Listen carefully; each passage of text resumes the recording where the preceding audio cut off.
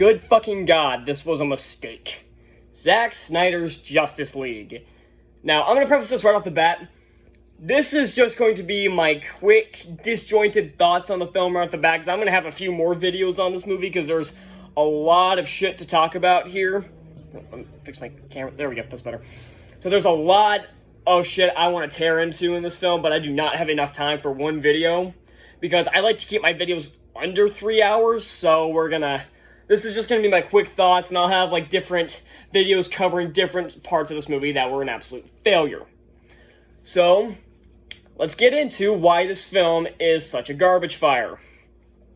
Now, first off, was there anything I liked? Special effects look good, for the most part. There are a few times where it doesn't, and we'll get into that in another portion, but for the most part, they look pretty good, but again, they really have no excuse. And people like to say, hey, the effects in this one look better than in the original Justice League. Yes, but the simple fact is that they had like 5 years to get together this version of Justice League, and in the other film they had 3 months, maybe. And in that one, in the other one, they slashed the special effects budget, so they really couldn't finish most of the renders without causing an economic recession. So, that film has an excuse. What's this one for having sometimes really poor CGI and green screens? But that'll come back in another video. I thought the time travel sequence visually looks pretty cool. It kind of breaks the movie and kills all the tension anywhere, but again, we'll get to that in another video. The nightmare scene is cool, but it's ultimately pointless as it's just sequel bait and it's not even real. It's just another fucking dream sequence. And most of the acting is pretty good. I like Affleck's Batman. I thought Miller was really good as the Flash, even in the other one. People shit on him for years. But I really like Miller as the Flash. I'm looking forward to his Flash movie. Fisher does alright as Cyborg. I think in both films they do absolute jack shit with him. But again, problem for another time.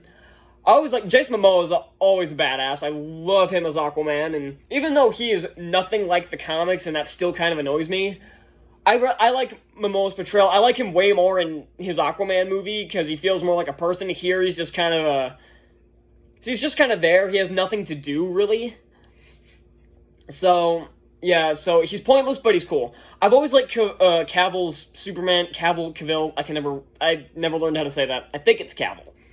I always liked his Superman, even though I didn't like his other Superman films. I didn't really like Man of Steel, and I hated Batman v Superman. I should briefly talk about the original Justice League, the more I think about it. People really shit on this film for the most part, and mostly, it's because I don't know why. But I know a lot of people legitimately don't like this film, and that's fine, but most of them are just pissed about it, like, hey, we want Snyder's version, so this is automatically garbage. Is it, though? Because personally, someone who did not give a shit whether or not this film came out or not, I thought it was good. Well, I think it's okay. Originally, when I first saw it, I really, really enjoyed it. Like, had I been doing reviews back in, like, 2017, I think I saw this in 2018, actually. I think I saw this back in, like, February of 2018. First time I saw it, had I reviewed it right after, because that would have been back when I did my grading reviews, I probably would have gone with a B+. Yes, I liked it that much. Now, I probably go around C+ range. It's okay. I think it's fine. There's nothing harmful in it. And, like I said, I know there are a lot of problems, like the CGI and stuff, but again, they had the effects budget slashed, so they couldn't really render all those without causing an economic recession, so that's not really there. Most of the problems I realized, most of the problems I have with Joss Whedon's Justice League are also in this film. And I mean that. I am not joking when I say that. Most of the problems I had with Joss Whedon's Justice League, and I can't even call that Joss Whedon's Justice League because the poor bastard was brought in to fix garbage, and I think had they brought on Joss Whedon from the beginning or told him to make a completely different film, it would have been fine. It would have been much better. But the simple fact that you tried to make Joss Whedon someone who is completely different from Zack Snyder, for one, is completely different in tone, and two, makes, good movies, fix a Zack Snyder film, which are dark, miserable films, and, most of the time suck. And I'm currently halfway through watching his Watchmen movie, and good fucking god, I am bored as shit. So that was an impossible task. Joss Whedon may be a great filmmaker, but he's not a miracle worker. If you wanted somebody who kind of matched Snyder to bring onto this film, I think it could have worked a little better. I would have brought on someone like Guillermo del Toro to fix it, not Joss Whedon. If you wanted Joss Whedon, save him for another Justice League film. But bring in someone who kind of matches Snyder's darker version of these. Bring on Guillermo del Toro, Tim Burton, someone who can match, maybe not Tim Burton, he's made a lot of crappy movies recently, but you get my point. Joss Whedon tried to do the impossible, and sure enough, wasn't able to completely fix it, but he tried his damnedest. I get the sense that Snyder didn't try much. This movie is 4 hours long, and you know what? I have no problem with length. That's what she said. I have no problem with how long a movie has to be. I have often said that the length of a movie should be as long as you need to tell your story. I had no problem with Avengers Endgame being 3 hours long because it had 3 hours of story to tell. Zack Snyder's Justice League is 4 hours. And needed about half that. Oh wait, we have a version of that. There's so much padding in this movie, and you should never have padding in a 4-hour movie.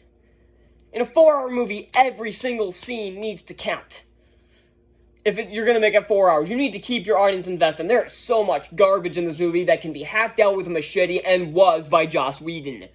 For example, the scene with Bruce Wayne and Aquaman. Not only is the dialogue fixed in the new film, and we'll get to that, once again, we'll get to that in another video, but after he leaves, there's this weird, where is he, Iceland? I don't know, there's some weird natives that start singing this weird song as he leaves, and it sounds horrible, it is ear-piercingly bad, and if I were Ben Affleck, he must have felt so awkward while they're doing that. He's like, can you call cut? In his head, I can just see the look on his face. He's like, Snyder, can you call cut, please? Nope, alright. He just walks away. So, shit like that is nonsense. And the Themyscira scene's another weird one where so much of this battle is drawn out to hell, and a lot of it makes no sense. Why would you have the Mother Box so far away from your city, away from most of your army? Not only that, they bring down this thing into the water, drowning a bunch of your own people to try to trap somebody that can fucking teleport. Where's the logic? At least in the new film, they didn't bring the whole structure down, and they at least cut him off, so he would have had to cut his way out of there or teleport out of there to buy them a little bit of time. Here, you kill a bunch of people, and she doesn't even run when it happens. She watches the thing fall and waits for him to jump out of the water like, oh shit, that guy's huge and can teleport. Why didn't this thing fall? You're trying to trap a bunch of creatures that can fly underwater. How is that going to work? A lot of the action sequences in this are just not thought out at all, especially the fight with Superman is laughably bad and has a lot of really wonky choreography to it, especially during the Superman versus Flash scene. And then there's the final battle, which is the most nonsensical bullshit plan I've ever heard. Cyborg has to link up with a thing, and I'm like, okay, that makes sense. He was created by the Mother Box, and that's actually brought to attention in the new film where Steppenwolf says, "You were born of her, a creature of chaos." So that line makes sense now. That line makes sense. Here, Cyborg links up with it, and he needs a charge from the Flash. Now, I can buy this shit to a certain extent. And that being, why does the Flash do jack shit in this battle? I know he needs to build up the charge, but why does he need so much goddamn time? He has to make, 1,000 loops to build up the charge, yet he's able to build up enough charge when he's time traveling. He runs about half of just one of those loops and is able to build up the same charge. I get the fact that he's going faster, but then just go faster. You can travel faster than light, and you need this long to build up a charge. Why does he need the charge to begin with? He's part of the mother boxes. He should be able to separate it just fine. And you know what? In the new film, he does. He needs Superman to help him, physically push them apart. He needs his strength to physically push it apart, but that happens in this one too. The entire time travel sequence breaks all tension here because there's no consequences. There's no butterfly effect. Every film, Back to the Future, Avengers Endgame, the Time Machine, every single time someone travels back in time, there's some kind of butterfly effect that affects the future. Or, in Avengers' case, affects an alternate timeline, which will be shown in the new Loki show coming up in June. This one, there are no consequences, and here's what I would have done with that scene. I would have made it that the Flash traveling back in time here is what sets off the chain reaction that leads to the nightmare. And I am completely sure that I'm putting way more thought into this than Zack Snyder and Chris Terrio ever did. Can you tell the guy who wrote this also wrote Rise of Skywalker? Yeah. So, yeah, there's character assassination all over the place. Superman doesn't act like Superman. Even in the prior films, he doesn't act like him. Wonder Woman doesn't act like the way she does. Wonder Woman does not kill in these movies other than Ares. She doesn't kill people. Here, she's throwing people all around, and in the bank scene, she's throwing people around, blood splatter on the wall, might I add, and in the original cut, she slammed her bracelets together and it cut away. Okay, so it was probably just a small blast that knocked him into the wall or knocked him out or something. So she probably didn't kill him. Here, slams her bracelets together, he gets fucking vaporized, and she blows up a portion of the building. No doubt killing a few people on the ground that were hit by the fucking debris falling.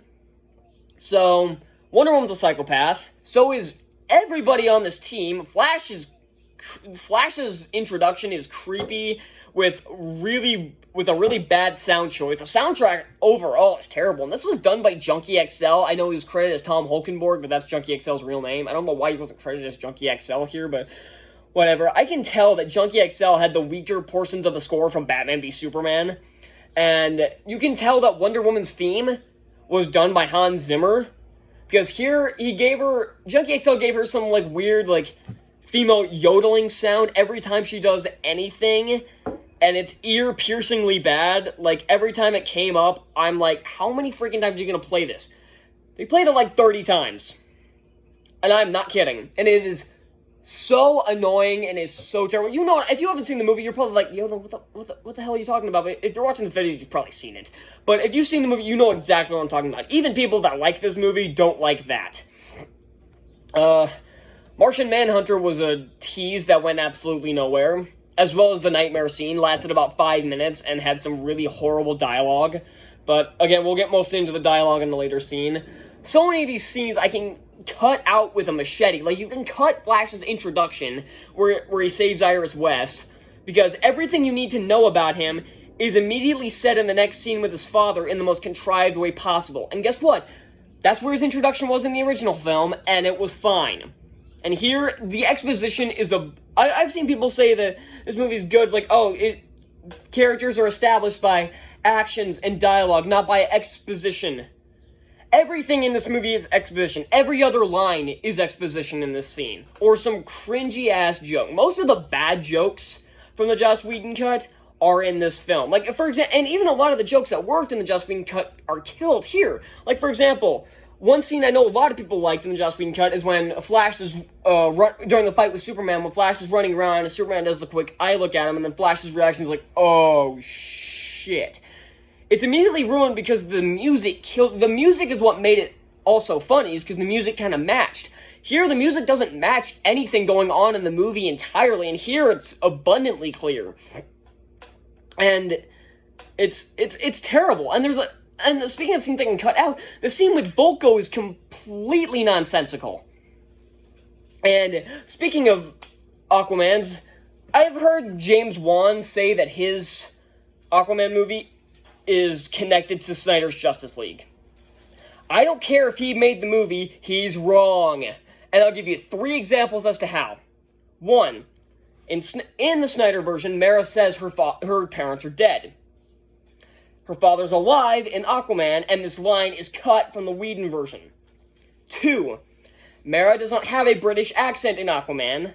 Neither did she in the Whedon cut, yet she does here. 3. For some inexplicable reason in the Snyder cut, all the Atlantean people can breathe outside on the surface. Actually, I have 4 examples, but another one. In Aquaman, it's established that only the royal people can speak outside of the water. And in Whedon's cut, you don't see any Atlanteans outside of the water, outside of Aquaman and Mara briefly. But in Snyder's version, you see some random Atlantean soldiers getting interrogated by Steppenwolf on land, and they are breathing and talking just fine. Well, until they get killed, but that's a different issue entirely. And the 4th one, for some weird reason, everybody talks when they're underwater. They make these weird fish sounds. They don't talk, they make these weird fish noises. They don't in Aquaman, and this is never shown in Joss Whedon's version. Wan, I don't know if James Wan is stupid or stubborn, so I'm going to say he's stupidly stubborn. Because I don't care what he says, he is wrong. His movie is a sequel to Joss Whedon's version, whether he wants it to be or not. Because Whedon cared more about the continuity than Zack Snyder ever did. And more examples with Wonder Woman that I'll get into in another video when I talk about continuity errors that this movie fucks up. So, is there anything else to talk about here? Darkseid was complete bait.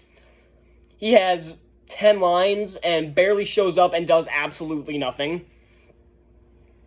Not much else to say, that was a giant disappointment. Steppenwolf, people say, is an improvement because he has motivation, but no, he doesn't. Sure, he wants to get back to his, alien family thing, but in the original cut, he's basically what Darkseid was in this one. Darkseid is just the generic, wants to take over the entire universe. In the original cut, Steppenwolf wanted to unite the mother boxes into the Unity and ascend to godhood, which is basically what Darkseid was. Steppenwolf became Darkseid here. And speaking of that fight, Darkseid went out like a total bitch. There were so many worlds that couldn't defeat him. Yeah, he was defeated by the all-powerful entity of hitting him with an axe. The only reason he survived that fight is because a couple of parademons distracted Ares long enough for them to drag his broken ass onto the ship. In the original cut, Steppenwolf is dragged from the battle by his parademons because they know the battle is lost, even though he's fighting, even though he wants to keep fighting, and he takes that axe hit like a champ. He doesn't start bleeding, he takes it with his armor like a champ. Darkseid goes out like a bitch in this. Speaking of going out like a bitch, the Green Lantern that's shown in the battle. The Green Lantern's power is unlimited imagination, basically. He can create anything. This Green Lantern's given 3 attacks. All of them is just a generic green laser beam, and he dies, he fumbles around like a fucking idiot, and then immediately gets killed by Darkseid. The original one, if only there was a cut that had him actually do something with that ring. Oh yeah, he creates a hammer that bats away some parademons, and it then cuts to his demise, leaving you to wonder how he lost that fight, and gives you a sense of how powerful Steppenwolf actually is, and how big of a threat he is. Here, this Green Lantern's incompetent as fuck, so Darkseid doesn't seem that intimidating anymore, especially when he goes out like a total bitch, and not only the fact that they forget where Earth is. How do they forget where a freaking planet is when it's the most important thing they need is on that planet, the anti-life equation. The most important thing to them is on that planet, and they can't fucking remember which planet it's on or where that planet is. A simple fix is have Zeus create an invisible barrier over it, similar to what he did with Themyscira. That's all you need. It was one line of dialogue to fix this giant plot hole. These villains are dumb as shit. I'm sick of people saying that these villains are an improvement when they create such a massive plot hole, and they look even weaker. Ugh. Yeah, I talked about the acting earlier, and speaking of that scene, Gal Gadot's acting has not improved. She was terrible in Wonder Woman 84, she wasn't good in the original Justice League BVS, and she was in her own film. Here, Ugh, no, she's terrible in it. I don't know how people are praising her for her acting. I do remember that one point there was a list. I think it was WhatCulture.com did a list of top 10 worst acting performances in the DCU. Now, Gal Gadot was not on there, but they went through a list of some great acting performances in it. Oh, I should mention Jeremy Irons is awesome here. He's one of the only good things in this movie. But they were like Ben Affleck, Henry Cavill, Jason Momoa, Jeremy Irons. They even referenced Ezra Miller, who is somebody people hated in these movies. You know who's not on that list of people who they think gave great acting performances? Gal Gadot. Why? Because she can't act worth a damn, but they didn't put her on the list, seemingly so they didn't get backlash from the idiots, from the DCEU idiots on the internet. Which is the same reason I think a lot of people are praising this, even though this movie is a complete garbage fire. So, this video was way longer than I was expecting, because I got really mad. But this needed to be done. There are a lot more videos that I'm going to be, just beating on this film, like how it fails at characterization, story, world building, action, all of it. Here was just my quick thoughts. Not even quick anymore. This movie was embarrassing. I wanted to like this. I've been known for shitting on Zack Snyder's work. I wanted to like this. I really did. But there was nothing enjoyable to be had. And it pains me to say that. Zack Snyder's Justice League, 0.5 out of 5. Holy fucking shit. And be prepared for the next few videos that will tear this film a new one. Thank you all so much for watching. Be sure to hit that like button down below, hit that subscribe button, and go down in the comments and tell me if you liked this film. Why? Just why? And if you didn't like it like I did, if you hated it like I did, share your thoughts as well. Like, did my video, like, change your perspective on some things? Did it not change at all? Do you really not care? And if you don't care, I don't care. So, yeah, so for now, that's it for Zack Snyder's Justice League, and I'll see y'all in the next one. Bye.